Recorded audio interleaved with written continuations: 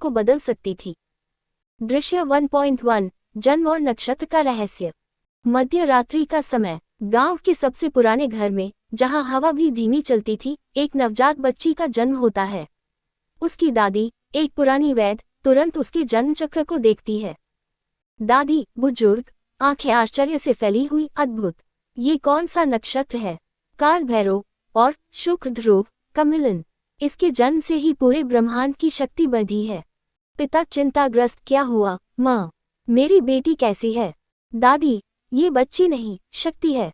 यह मानवी है। यह इतनी विशेष नक्षत्र में पैदा हुई है कि इसकी आत्मा पर अगर नियंत्रण कर लिया जाए तो इसकी बलि देकर इसकी आत्मा द्वारा कुछ भी करवाया जा सकता है।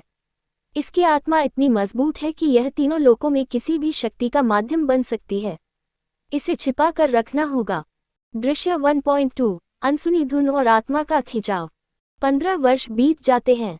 मानवी 15 वर्ष गांव से दूर अपनी हवेली के पिछवाड़े फूलों के बीच बैठी है।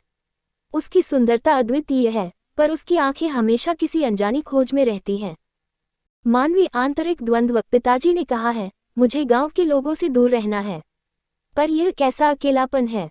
क्या कोई है जो मेरी आत्मा के इस खालीपन को भर सकता है? तभी दूर जंगल से एक मधुर गहरी धुन बहकर आती है।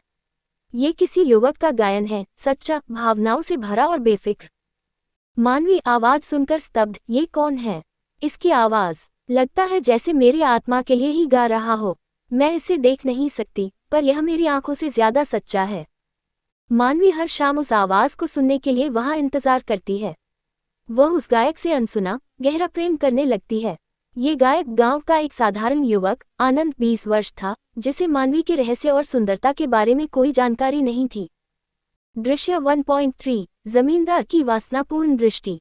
गांव का जमींदार ठाकुर महेंद्र सिंह 50 वर्ष क्रूर और वासना से भरा हुआ व्यक्ति है। वह किसी भी कीमत पर मानवी को पाना चाहता है। ठाकुर महेंद्र सिंह अपने विशाल महल की बालकनी पर खड़ा मानवी की हवेली की ओर देख रहा है। ठाकुर महेंद्र सिंह खुद से लालच भरी मुस्कान। वह लड़की मानवी, उसके जैसी सुंदरता मैंने पूरे राज्य में नहीं देखी। उसके पिता उसे कितना भी छिपा ले, वह मेरी होगी। उसकी आंखों में एक ऐसी आग है जो मुझे चाहिए। ठाकुर का ध्यान इस बात पर जाता है कि मानवी हर शाम जंगल की तरफ देखती है और मुस्कुराती है। वह अपने गुर्गों से जांच करवाता है। गुर्गा, हुजूर, हमने देखा है। वह किसी लड़के को देखती नहीं, पर उसकी आवाज सुनती है। लड़का जंगल में बैठकर गीत गाता है। उसका नाम आनंद है। ठाकुर महेंद्र सिंह क्रोधित, एक साधारण गायक। वह मेरी संपत्ति को आकर्षित कर रहा